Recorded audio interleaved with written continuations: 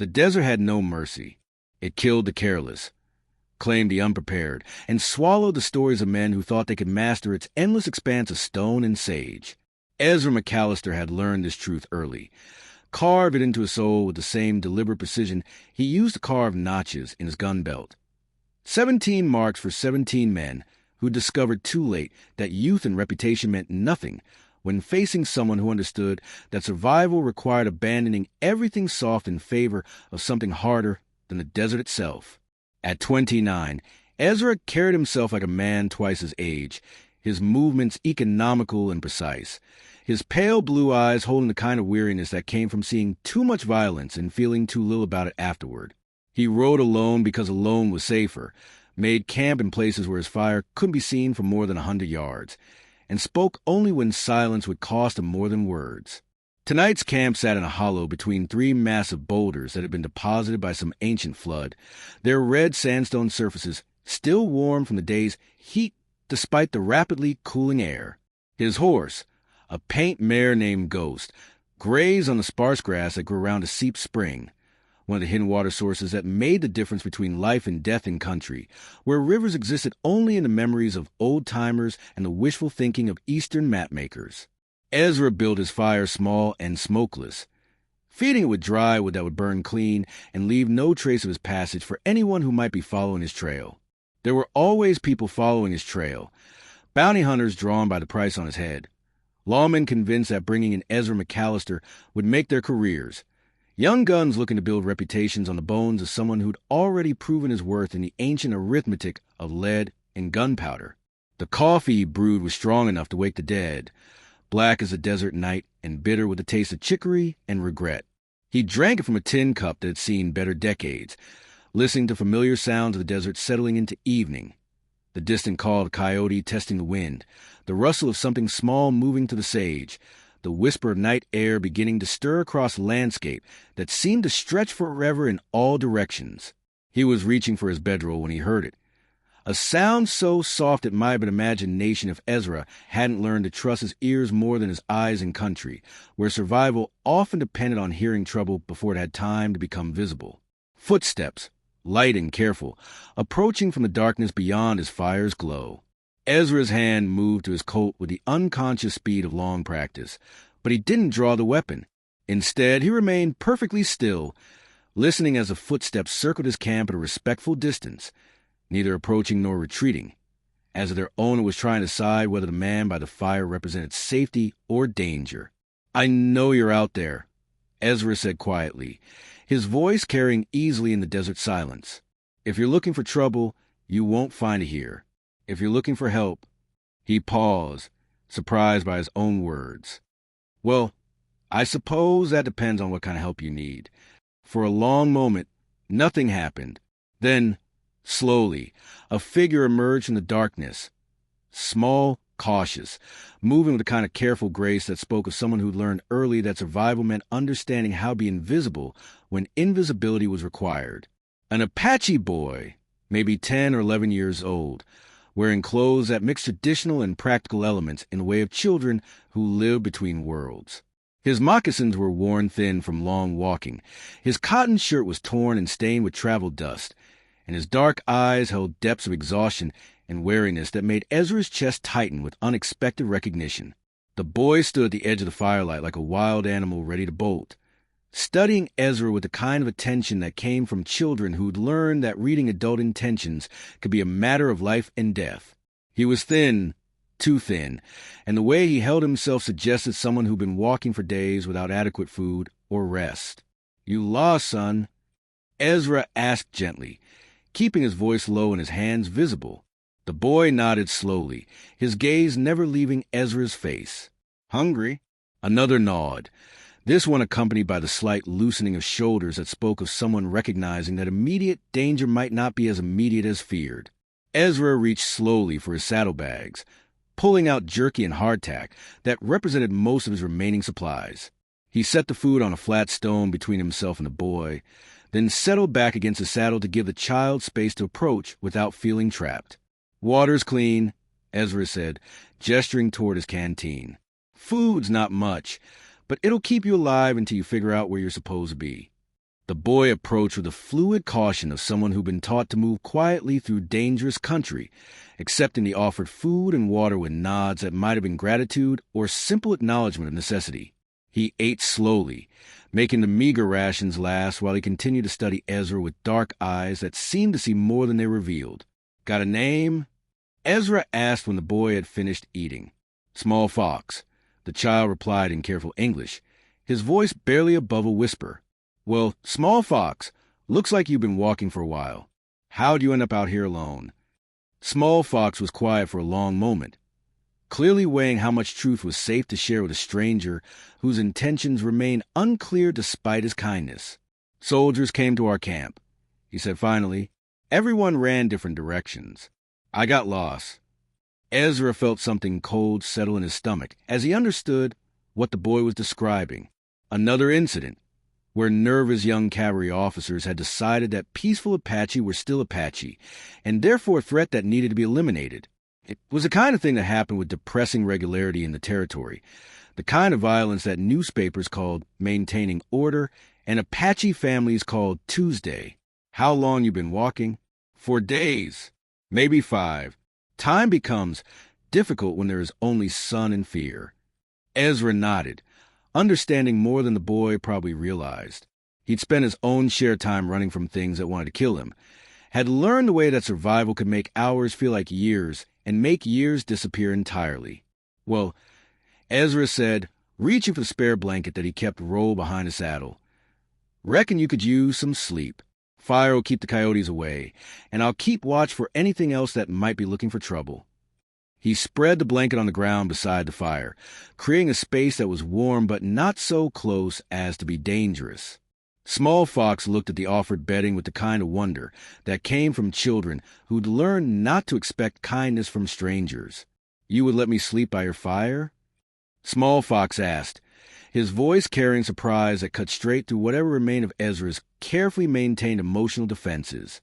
"Desert gets cold after midnight," Ezra replied, settling back against his saddle with his rifle across his knees. "Fire's better shared anyway."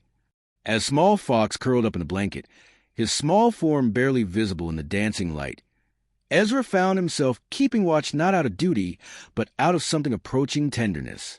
It had been years since he'd cared about anyone's survival, except his own, years since he'd felt responsible for anything beyond his horse's welfare and his gun's readiness. But watching the boy sleep beside his fire, listening to the quiet breathing of someone young enough to still believe that tomorrow might be better than today, Ezra McAllister felt something stirring in his chest that he thought was dead and buried along with whatever innocence he possessed before the world taught him, that mercy was a luxury men like him couldn't afford.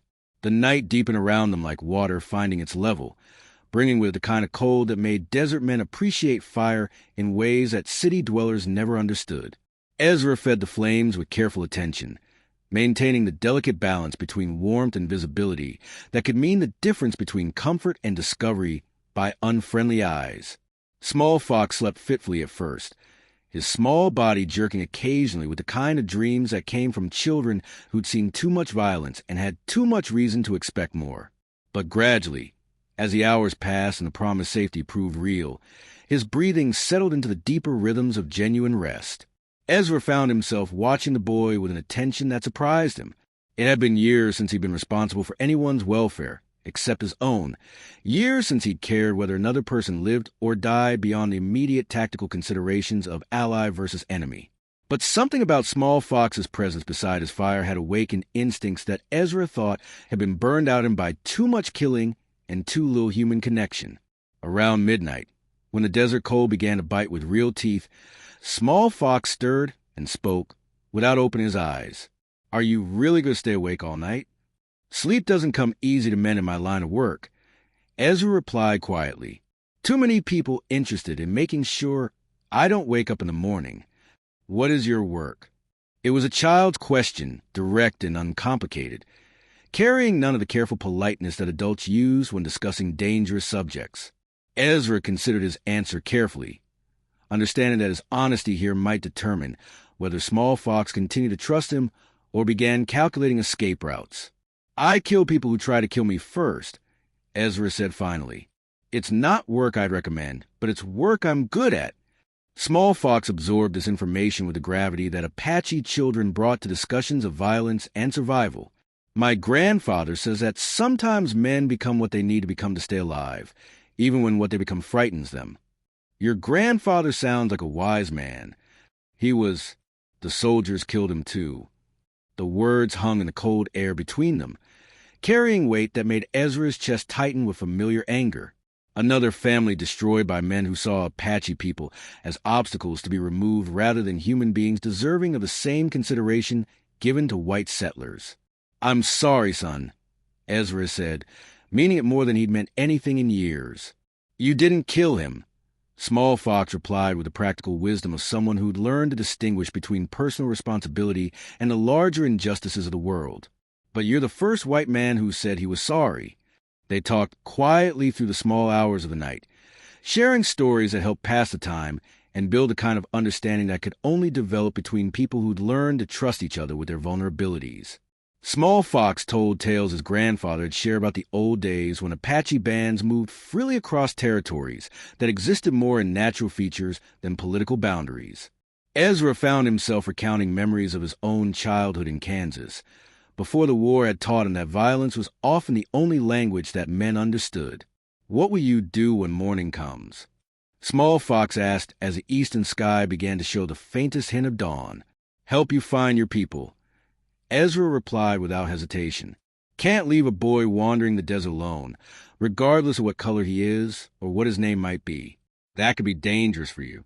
Apache territory is not friendly to white men, especially white men with guns. Most places aren't friendly to white men with guns," Ezra observed. "I've learned to manage." Small Fox was quiet for a while, studying Ezra's face in the dying firelight. "Why are you helping me? You don't know me. You don't know me anything." It was the same question that Ezra had been asking himself since the moment he'd invited a strange child to share his fire, and he still didn't have a completely honest answer. "Maybe because I see something in you that reminds me of what I used to believe about the world," he said finally. "Maybe because your grandfather was right about men becoming what they need to become, and maybe I'm tired of what I've had to become." As the first pale light of dawn began to touch the eastern mountains, painting the desert in shades of gray and gold that promised another day of brutal heat, Ezra became aware of something that made the hair on the back of his neck stand up. Not sound. Exactly. But the absence of sound, the kind of unnatural quiet that came when the normal life of the desert was being carefully suppressed by the presence of predators. Or watchers. Ezra's hand moved instinctively toward his gun, but he forced himself to remain still, to listen with the enhanced attention that had kept him alive through situations where less careful men had died. The silence was too complete, too perfect, carrying the quality of deliberate concealment rather than natural emptiness. "Small Fox," Ezra said quietly, "how many people might be looking for you?" The boy's eyes opened immediately, showing none of the disorientation that usually came from being awakened suddenly. "Why do you ask?" "Because I think we got company. The kind that knows how to move without being seen." Small Fox sat up slowly, his young face showing understanding rather than fear. "Apache scouts could find a sparrow's nest in a thunderstorm," he said matter-of-factly. "If my people are looking for me, they've probably been watching us since before I found your fire." Ezra felt something cold settle in his stomach as he understood the implications. If Apache warriors had been observing his camp throughout the night, then his decision to help Small Fox had already been noted and evaluated by people whose judgment would determine whether he lived to see another sunset. "Are they here to rescue you or to punish me?" Ezra asked. Small Fox smiled for the first time since Ezra had known him, and the expression transformed his young face into something that carried hope rather than just endurance. "I think," he said quietly, "that depends on what they saw when they watched you share your fire with a lost Apache boy." As the sun crested the mountains and began its daily transformation of the desert from cold emptiness into furnace, Ezra McAllister prepared to discover whether his simple act of human decency had earned him salvation or signed his death warrant. Either way, he found himself strangely at peace with whatever judgment might be rendered by people who understood honor in ways that white man's law had never quite managed to capture. The sun had been up for perhaps an hour when they appeared, materializing from the landscape like spirits taking physical form. Ezra counted them as they became visible. 20, 30, 40 warriors mounted on horses that moved across the broken ground with liquid silence that defied everything he thought he knew about the relationship between animals and terrain. They formed a wide circle around his camp, close enough that their presence was unmistakable, but far enough away to avoid seeming immediately threatening. It was a formation that spoke of discipline and experience, the kind of tactical arrangement that allowed for either conversation or violence depending on how the next few minutes developed. At their head rode a man whose presence seemed to command the very air around him. Tall, whether by years of leadership during impossible times, carrying himself with the dignity of someone who'd learned to make decisions that would affect generations. His war paint was elaborate but not hostile, decorated with symbols that Ezra couldn't read, but somehow understood as belonging to ceremony rather than battle preparation. Small Fox, the leader, called in English that carried only the faintest accent, his voice carrying easily across the distance that separated them. "You've been gone for 6 days. Your grandmother fears that the spirits have claimed you for the sky world." Small Fox rose from beside the dying fire, his movements careful and respectful as he addressed someone who was clearly important in the hierarchy of his people. "I am alive, War Chief Running Eagle. This white man found me lost and gave me shelter when he could have taken my scalp instead." War Chief Running Eagle's attention shifted to Ezra, studying him with eyes that seemed to see directly into his soul. Ezra remained seated, understanding that sudden movements would be interpreted as hostile by 40 men, whose arrows were probably already knocked even if they weren't yet drawn. "You are Ezra McAllister," Running Eagle said, not a question but a statement that carried implications Ezra couldn't yet fathom. "I am," Ezra confirmed, wondering how his name had reached Apache ears and what stories might have preceded his reputation into country where white men were generally considered enemies until proven otherwise. "We have heard of you. A man who kills without anger, who takes no scalps, who buries his enemies with the same care he would show his friends." Running Eagle paused, his expression unreadable. "We have also heard that you are a man without people, without family, without anyone who would mourn your passing." "All true," Ezra admitted, understanding that this conversation was moving towards something significant, but not yet sure what form that significance might take. "Then perhaps," Running Eagle continued, "you'll understand what it means to us that you showed mercy to one of our children when you had no obligation to do so." The war chief dismounted with fluid grace, approaching Ezra's camp with the measured steps of someone conducting important business. The other warriors remained in their positions, but Ezra could feel the quality of their attention change from potential threat assessment to something approaching ceremonial observation. "Small Fox tells us that you shared your fire, your food, your protection with a lost boy who could offer you nothing in return except the possibility of trouble," Running Eagle said, stopping just outside the ring of stones that marked Ezra's fire circle. "Is this true?" "Boy was cold and hungry," Ezra replied simply. "Seemed like the decent thing to do." "Decency," Running Eagle repeated, as if testing the weight of the word. "It is not a quality we have learned to expect from white men who carry guns for money." "Maybe that's because you've been meeting the wrong white man." Running Eagle studied Ezra's face for a long moment, clearly reading something there that influenced whatever decision he was preparing to make. Perhaps this is what happens when a man's heart remembers what his reputation has tried to make him forget. The war chief reached into his jacket and withdrew something that made Ezra's breath catch, a beaded medicine bundle decorated with intricate patterns that probably carried spiritual significance he couldn't begin to understand. This belonged to Small Fox's grandfather, the one killed by soldiers who feared his wisdom more than his weapons, Running Eagle explained, offering the bundle to Ezra with both hands. He was a man who believed that honor existed independent of blood or tribe, that courage could be found in any heart willing to harbor it. Ezra accepted the bundle with hands that weren't entirely steady, understanding that he was receiving something far more valuable than any material payment. "I can't take this. It belongs to your people. It belongs to those who understand its meaning," Running Eagle corrected. "And you have proven that understanding comes not from blood but from action, not from heritage but from choice." Small Fox stepped forward, his young face showing pride rather than sadness as he watched the ceremonial exchange. "My grandfather always said that the spirits would find a way to honor his memory through the kindness of others." I think this is what he meant. As Ezra held the medicine bundle, feeling its weight both physical and spiritual, War Chief Running Eagle made a gesture that brought all 40 warriors dismounting in perfect unison.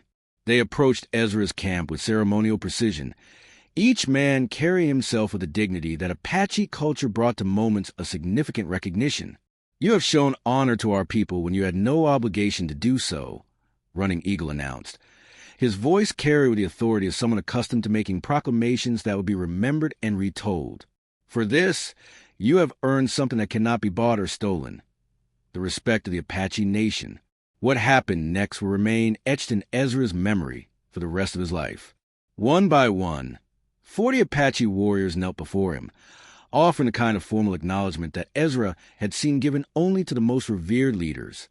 It was honor so unprecedented that several of the younger warriors clearly struggled to complete the gesture, their faces showing the internal conflict between traditional caution toward enemies and genuine gratitude for unexpected mercy. "Rise!" Ezra McAllister, Running Eagle, commanded when the last warrior had paid his respects. "From this day forward, you are known to our people as he who guards the lost. Your safety is our responsibility. Your enemies are our enemies. Your honor is our honor." As Ezra stood on shaking legs, overwhelmed by recognition he'd never expected and wasn't sure he deserved, Small Fox pressed something into his hands, a small piece of turquoise carved into the shape of a running fox, warm from the boy's pocket and smooth from handling. "So you remember," Small Fox said simply, "that some paths lead to places worth reaching, even when the journey seems impossible." That night, Ezra learned what it meant to be under Apache protection. As darkness settled over the desert and he prepared to make his solitary camp in country that had suddenly become less lonely than he'd ever imagined possible, the landscape around him began to change in subtle but unmistakable ways. They appeared without sound or fanfare, emerging from hiding places that had been invisible even to Ezra's experienced eyes. Not the 40 warriors who participated in the morning ceremony, but others, men and women whose faces he didn't recognize, but whose presence spoke of a coordinated effort that stretched far beyond coincidence. "Don't be alarmed," Small Fox said quietly, noting Ezra's instinctive tension as figures became visible in the growing darkness. "They're not here to watch you. They're here to watch over you." Ezra counted them as they took their positions. 50, 70, eventually more than 100 Apache warriors arranged in a vast circle around his camp. They made no attempt to hide their presence once darkness was complete, building small fires that dotted the desert landscape like fallen stars, creating a perimeter of protection that extended for nearly a mile in all directions. "This is unprecedented," War Chief Running Eagle explained as he shared Ezra's evening meal, having been invited to stay when Small Fox was claimed by relatives who'd feared they'd lost him forever. "Never in the memory of our oldest storytellers has an entire war band been deployed to protect a single white man." "Why now?" Ezra asked, still struggling to understand the magnitude of what was happening around him. "Because word travels fast in Apache country," Running Eagle replied. By sunset, every band within 3 days' ride knew the story of the gunfighter who chose mercy over profit when he found one of our children lost in the desert. By full darkness, warriors were already riding to honor what you had done. All this for sharing a fire and some hardtack. All this, Small Fox interjected with the wisdom that Apache children learned early, for treating an Apache boy like he was worth saving, when most white men would have seen only another dead Indian who couldn't cause them any more trouble. The reality of those words hit Ezra like a physical blow. He'd grown so accustomed to the casual cruelty that marked relations between whites and Apache in the territory that he'd forgotten how radical simple human decency could seem to people who'd learned not to expect it from their supposed enemies. "How long will they stay?" Ezra asked, gesturing toward the ring of fires that surrounded them like protective spirits. "Until dawn," Running Eagle said simply. "Until you are safely on your way to wherever your trail leads next. It is our way of ensuring that the man who showed kindness to our child receives kindness in return." As the night deepened and conversations around the scattered fires created a soft murmur of human voices that transformed the usual desert silence into something approaching community, Ezra found himself thinking about reputation and legacy, about the difference between being feared and being respected.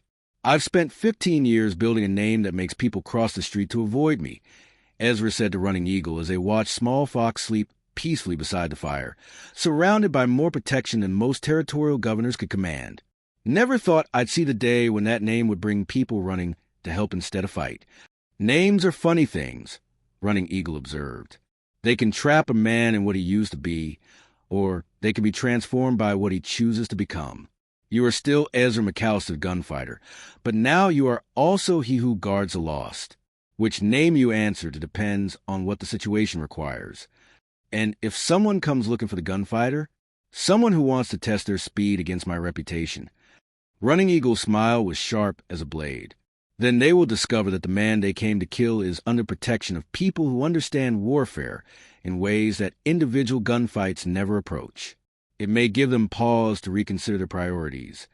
Throughout the night, Ezra found himself visited by Apache men and women who came to pay their respects, to hear the story of Small Fox's rescue directly from the principals involved, to offer gifts that range from practical supplies to spiritual tokens whose significance he could only guess at.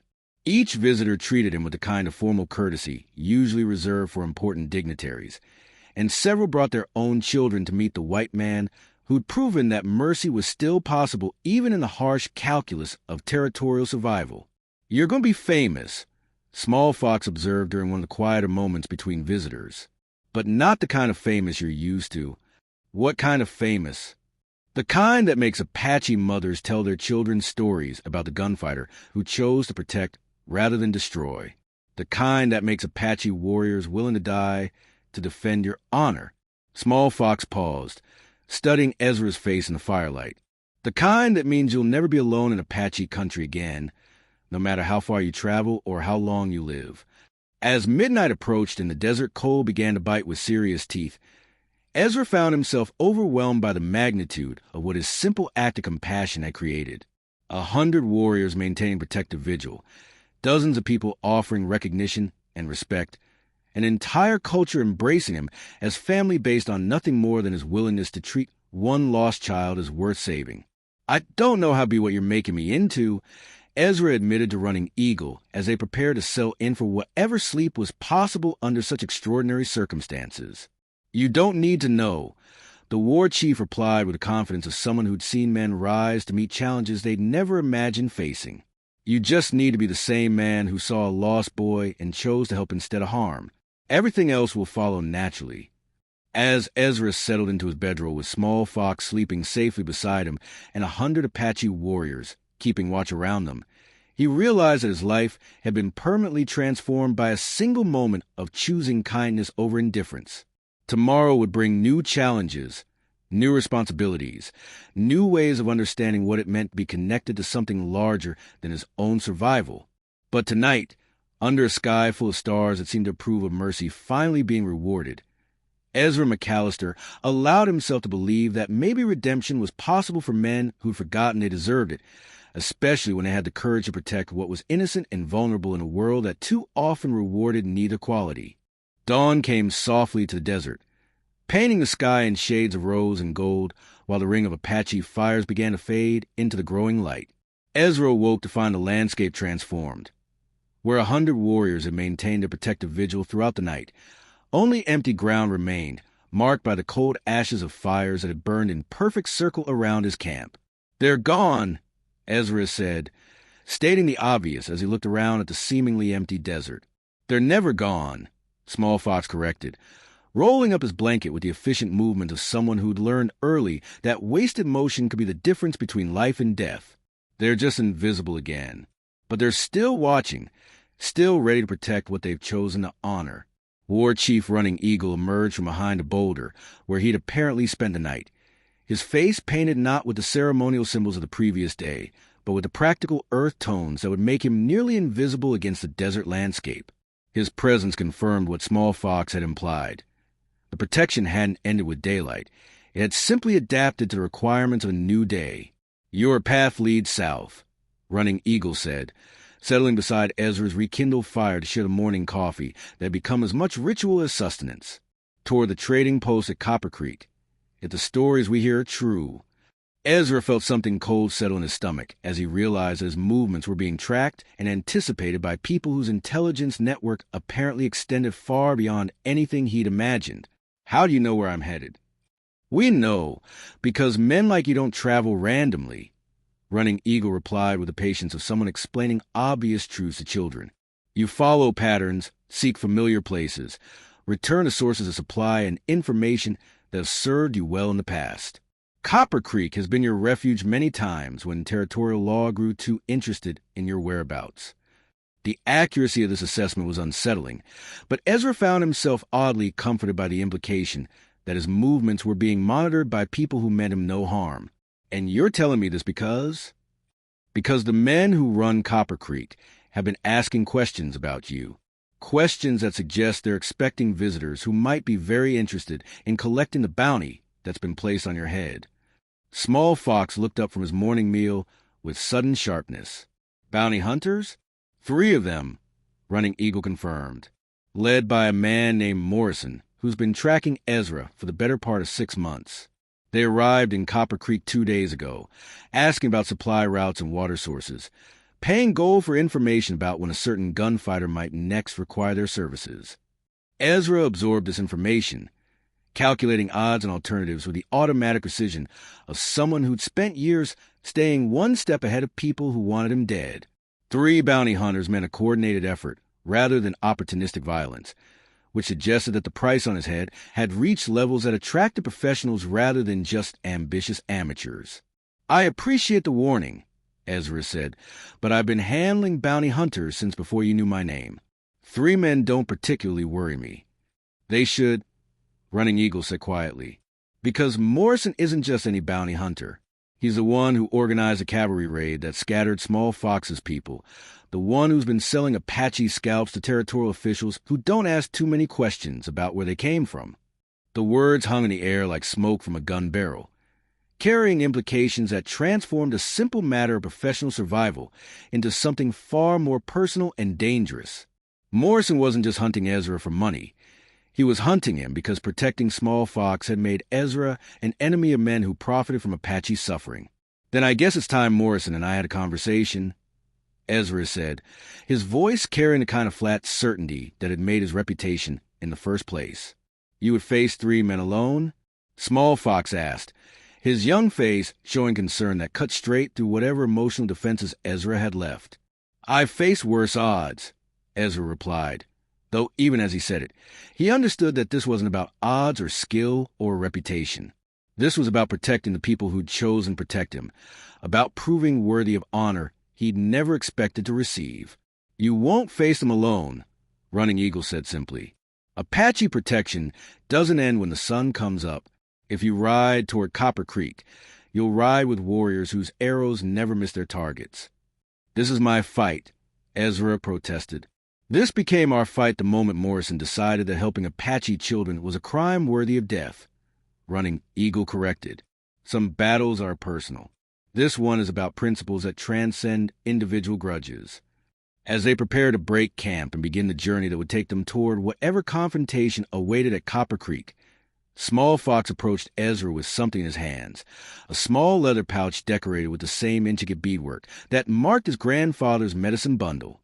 "A gift," Small Fox explained, "from my grandmother. She says it contained protection for a warrior who's learned that the greatest victories come not from killing enemies, but from saving friends." Ezra accepted the gift with hands that weren't entirely steady, understanding that he was receiving not just a token of affection, but a responsibility that would follow him for the rest of his life. "What does she expect in return?" "Nothing that you haven't already given," Small Fox replied. "Just the promise that you'll remember what it feels like to be worth protecting, even when the world tries to convince you otherwise." As they rode south toward Copper Creek through country that seemed empty but never felt unpopulated, Ezra found himself thinking about transformation and the strange paths that led men from one kind of life to another. A week ago, he'd been a solitary drifter with nothing to lose and no one to mourn his passing. Now he was part of something larger, a story that would be told around Apache fires for generations, a bridge between worlds that had learned to see each other as enemies. The confrontation that awaited him at Copper Creek would test everything he'd become since the night he'd chosen to share his fire with a lost boy. But riding through the desert morning with invisible protectors maintaining their watchful distance, Ezra McAllister felt ready for whatever challenges lay ahead. He was no longer just a gunfighter running from his past. He was a man who discovered that some things were worth fighting for, some people were worth protecting, and some honors were worth defending with whatever remained of his life. The desert that had once seemed like a place to hide had become a place to belong, and the reputation that had once isolated him from human connection had become a tool for protecting what was innocent and vulnerable in a world that too often rewarded neither quality. Tomorrow would bring new tests of courage and commitment. But today, under a sky that seemed vast enough to hold infinite possibilities, Ezra rode toward his destiny with the confidence of someone who'd finally found his place in the larger story of justice and mercy that connected all living things in ways that transcended the artificial boundaries between peoples who shared the same harsh but beautiful land.